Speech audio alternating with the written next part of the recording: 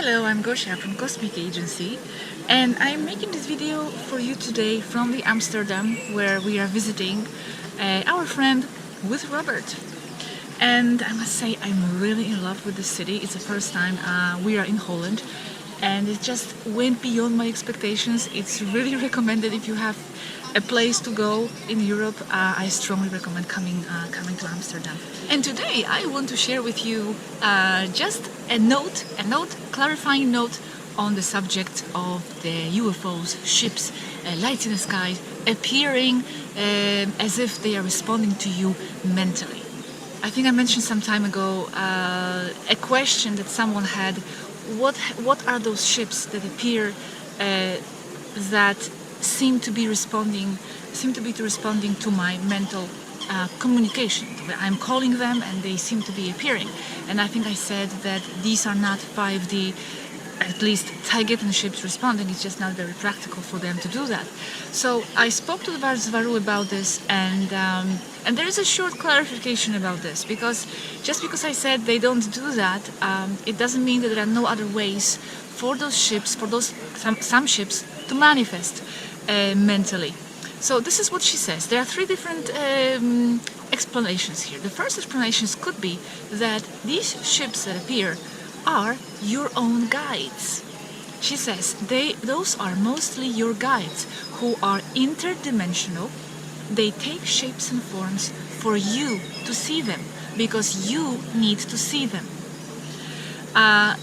Those higher beings, they don't need to travel in physical ships.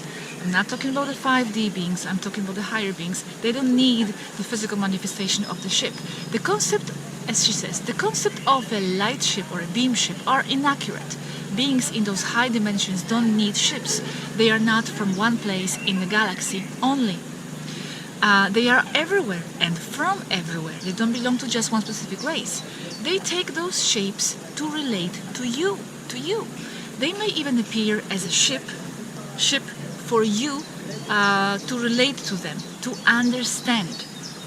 Beings in those dimensions don't need ships. Hey, if you can manifest a ship with your mind, you don't really need a ship, unless you want others to see you as one. Exactly. So who are they? She's saying they are you. That's why they are so interested in taking care of you. That's one explanation. Other reasons. This is interesting. I didn't know this either. Many of those ships and these sightings, or lights in the sky, are drones, physical drones.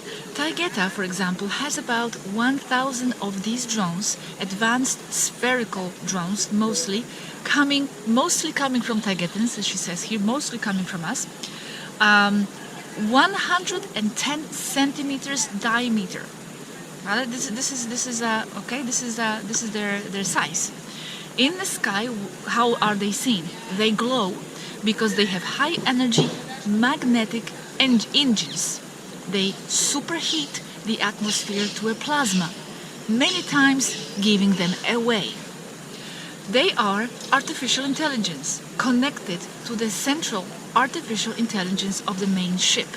And these, yes, they do respond to the mental callings.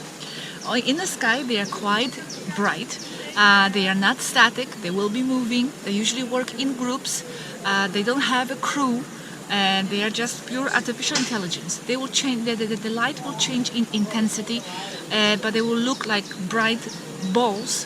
And what is their purpose and function? They recollect and pick up all kinds of information from Earth.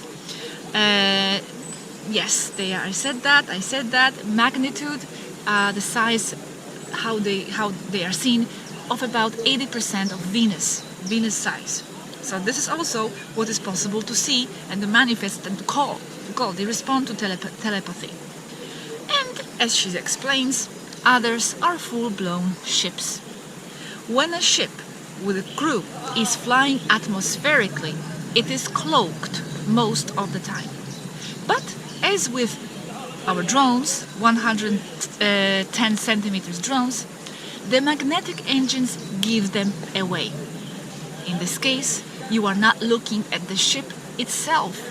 you are looking at its tailpipe, exhaust pipe. Depending on the frequency generated by the engines at any given time, the color of the plasma will differ accordingly, from white, the hottest, to red, the coolest. And as she says, in my humble opinion, what you are seeing, she's responding to this other person, she's saying what this person is seeing and looking at, all the above. So this is just a short clarification. And another thing I want to mention, just a thought I had recently talking with Swaruu and thinking about all these details of 5D reality they are sharing with us, you know, like being young and being healthy and not having these major conflicts and not having these, you know, 3D miseries and sufferings and dilemmas, even though they have their own set of dilemmas. And it seemed to me like it's just too beautiful to be true. Oh my God, look at the dark coming. You have to see this.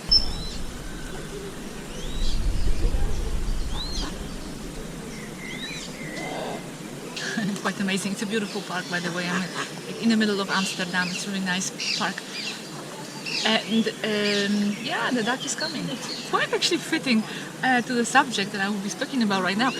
Yeah, so going back, it seems sometimes to me like the reality they are describing and what is waiting for us there, you know, in 5D, it's like too beautiful to be true.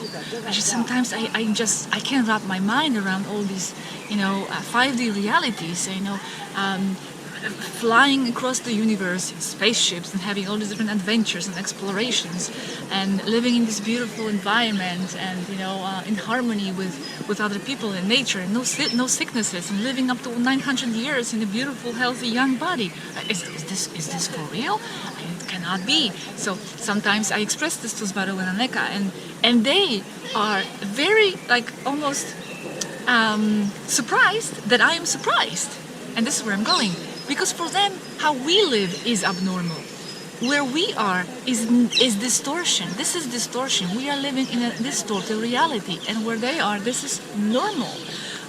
We are so programmed by the matrix, by the suffering of this 3D, by how hard it is and struggles and fights, that this is normal, that this is reality, this is life. So of course everything else will seem like a fantasy to us, like too beautiful to be true. Where in fact it's reverse. It's the reverse.